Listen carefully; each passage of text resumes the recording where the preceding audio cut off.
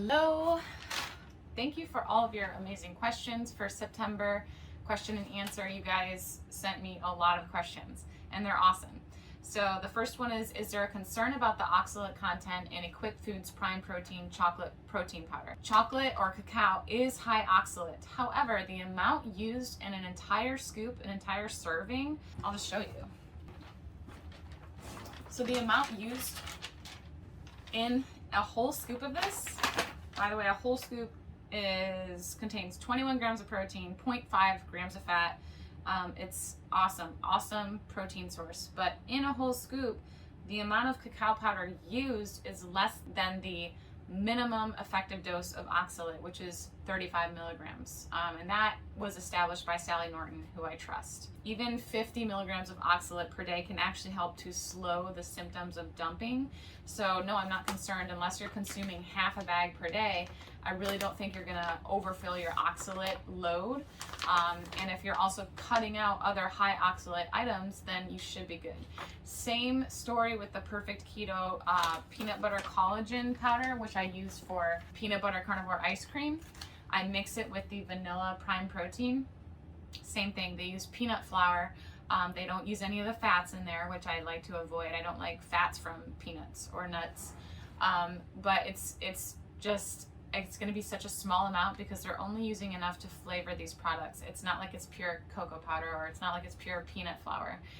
The majority of it is protein, either collagen protein or this is the beef protein isolate. So no concern there, unless you're eating half a bag. And if you are doing that, then I have other concerns. So what are the recommended labs if you're doing a low carb diet?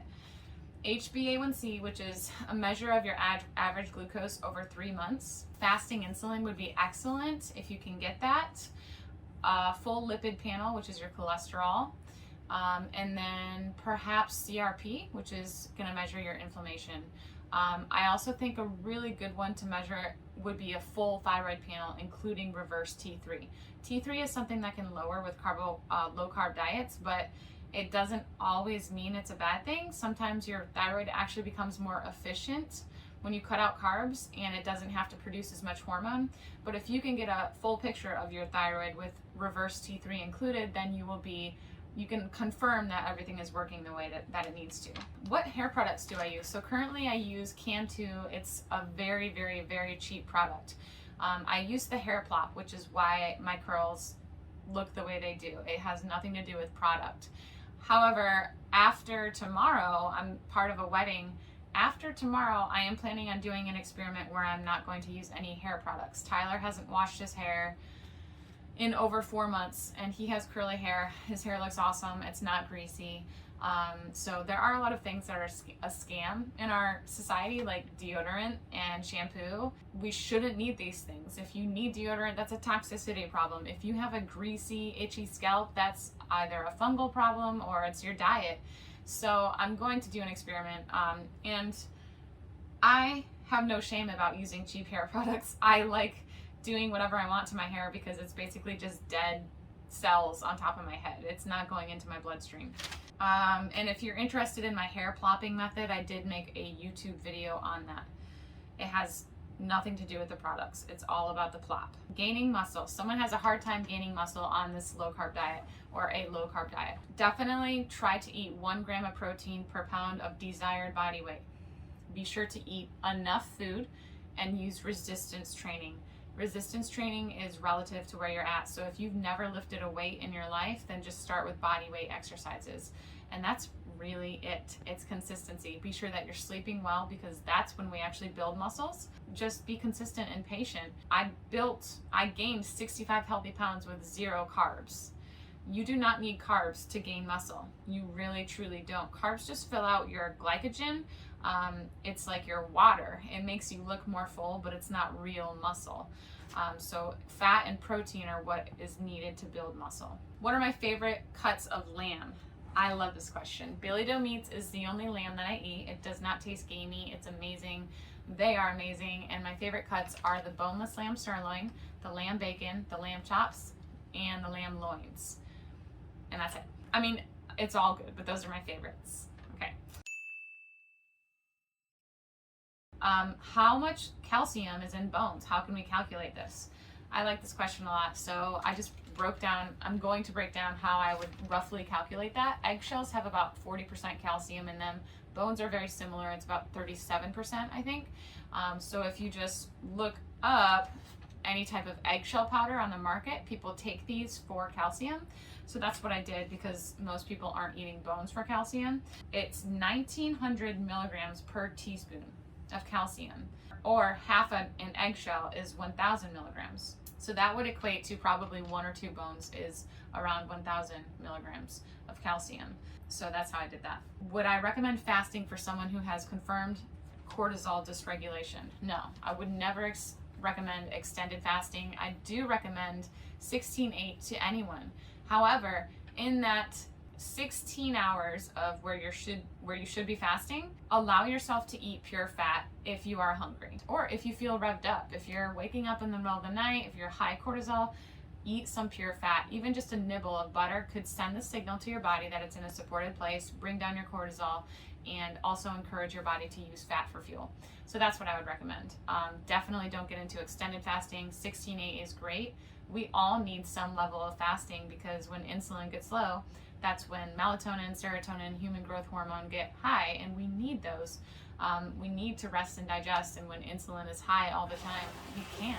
Do I have any tattoo plans? No, I don't. I have one tattoo. It's on my side. It has a butterfly, and it says, "Daughter, your faith has healed you." That's Luke 8:48. I got that a long time ago, before I ever got sick, honestly, which is really cool, because I needed it. I don't have any other plans for a tattoo, no. Can you cure endometriosis with diet? Yes, I believe you can. Definitely. Did I have libido changes with diet? Yes, definitely. When I started eating more protein and getting the nutrients that I needed, when I removed anti-nutrients, I started absorbing nutrients again. And at that time, I not only healed and reversed over 10 autoimmune diseases, gained 65 pounds of healthy weight. So obviously my hormones were upregulated and improved, and I have a very healthy libido. Yes. High blood pressure, how to cure it. So this person said that they had really good labs, except their blood pressure was high, and they're doing carnivore. I would look at the stress in your life. It's not going to be sodium. It's going to be something in your life that's causing stress. Maybe your sleep hygiene is poor. And I would also recommend mouth taping at night. And this is a good segue into the next question, which is, what are the benefits of mouth taping? Why do I tape my mouth? When you breathe through your nose and not through your mouth, it increases nitric oxide. Nitric oxide is responsible for opening and dilating your blood vessels. So this means that you have more oxygen circulating through your body when you're not breathing through your mouth. And this, in turn, can reduce anxiety, improve energy, focus. It also helps to balance the pH of your mouth. So when you're breathing through your mouth all the time, it literally changes the environment of your mouth. And so if you have poor oral hygiene, I would definitely recommend taping your mouth shut at night, because that matters, definitely. So that's the gist of it. And I've been taping my mouth for 3 years now. Is hypothyroid reversible? Yes, I've reversed it twice. One time was with the autoimmune component, Hashimoto's. The second time was regular hypothyroidism. Both times it was a matter of eating more food. Please hear me clearly, I was not even under eating when I had the hypothyroidism. So I believe that other things can cause hypothyroidism. Definitely restricting will usually result in thyroid damage, because you're going to downregulate your hormones, including your thyroid hormone. But it can happen because of stress. It can happen because of autoimmune disease. So anyways, even though I wasn't under eating, I had to eat more to reverse that. And I chose to do that in the form of saturated fat mostly, but I also found the second time around that increasing protein was really, really important to reverse the hypothyroidism. And other things to consider are getting enough zinc, selenium, and iodine in your diet. Did my hair improve on keto? Not necessarily on keto, but when I switched to carnivore, again, like with my libido, when I started absorbing nutrients, when I healed and sealed my gut, yes. I actually went through a phase when I was younger where I lost a lot of hair, and I actually got a very short pixie cut because I was losing so much hair. I bought a wig and I tried to cover it up, but I had like bald spots. I was really sick. So be sure that you're absorbing nutrients. I work with a handful of people who have had hair loss, and I've been successful in helping all of them bring it back, and it's always about just getting enough of the right nutrients. How did I know that Tyler was the one? Because I just knew. Part of it is because I was willing to let him go. So Tyler and I met when I was almost homeless, and he was a stranger who allowed me to live in his bonus room, and then we disconnected for over a year, and I honestly never thought I would see him again. He kind of pushed me away at the time, and he was going through his own personal life and things, and I missed him, and I knew that I loved him, but I also knew he wasn't the type of person that I wanted to be with, and he was just always on my heart, so I prayed for him every day.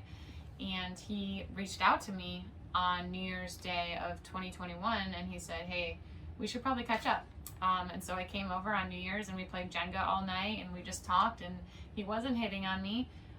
But when I saw him again that night, he had changed into the person that I knew he always was. I saw his heart from the first moment that I met him, which is a heart that truly has love and kindness. And so when we reconnected, he looked totally different. He had grown his hair out. His eyes were different because he knew Jesus. And so he told me that God has really, God met me, and I heard the voice of God for the first time in my life. And that's when I decided, okay, I'm in love with this man. And that's when I knew he's the one. I never thought that one could really love someone while also being okay with the fact that I might not ever see them again. It was hard. And when you choose to pray for someone every day without expecting anything in return, that says something. That says that it's a selfless act. And I recognized that. It's like, I really, really care for this person in a special way. Jesus just confirmed it.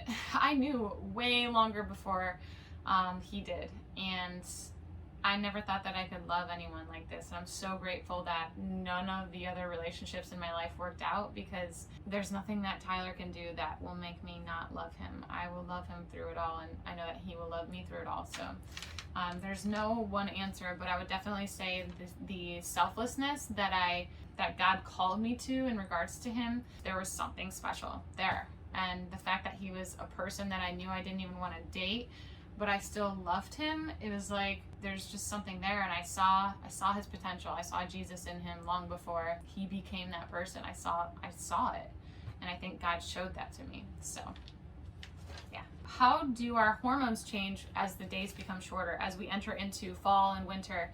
I like this question a lot. So our circadian rhythm is basically the rhythm of the sun up and sun down. They are connected. And so we can regulate our circadian rhythm, our sleep and wake cycle, with the sun or with light. I often wake up at 4 a.m. and I make sure that the first light that I get into my eyes is red light, because it mimics the sunrise. And then I'll use some blue light to mimic, the sun being up in the sky, maybe around 6 a.m. or 7 a.m. And then if I'm waking up at 4, then I'm unplugging any bright lights by 7 p.m., turning off electronics. So this is how I regulate my own circadian rhythm as someone who wakes up very early. But someone who works the night shift might have to do it differently, obviously, but they could utilize the red light and the blue light in the same way to hopefully protect their hormones. I feel bad for people that work the night shift, because I'm sure it wreaks havoc on your hormones unless you're very particular about these things. So as we enter fall and winter and the days are getting shorter, the sun's going down earlier, simply means that we might start producing serotonin and melatonin earlier as the sun goes down earlier. And it also means that we might start producing cortisol first thing in the morning at a different time as well, when the sun comes up. So it's just going to change the pattern or the cycle just a little bit. Either way, I always believe in being up with the sun and down with the sun as much as possible, not eating when the sun has gone down. And I do shift that window. If the sun goes down earlier, I finish eating earlier, because I know that my hormones are all working together with the sun, and that includes eating times, sleeping times, which lights we're exposing to our eyes, etc. Great questions. Ulcerative colitis. How did I heal ulcerative colitis? So I developed ulcerative colitis because of the chronic C. diff infection that I had. I was involuntarily throwing up after eating anything. It didn't have to be keto treats. It didn't have to be a pure carnivore meal. Either way, I was involuntarily throwing up, which was very scary at 69 pounds at 5'6". And this is why they told me, we have to hook you up to a feeding tube and we have to remove your colon because of the inflammation that I had. I healed that. One was figuring out how to absorb nutrients, which a big part of that was removing anti-nutrients and eating enough of the right animal foods. And I reversed every single autoimmune disease, including the ulcerative colitis. So it actually did go away pretty quickly. I will say though that I didn't have ulcerative colitis until the very end. Some people have had it for years, and I think it looks a little bit differently. I had other things going on for years, like the fibromyalgia, a lot of connective tissue disease, crest scleroderma. Those were long-standing things that took a while to really fully reverse.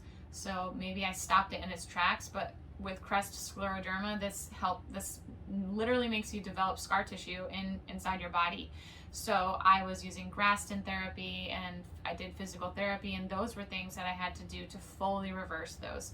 So my point is that if someone has had ulcerative colitis for a longer time, then you need to give yourself more time than I had to reverse it.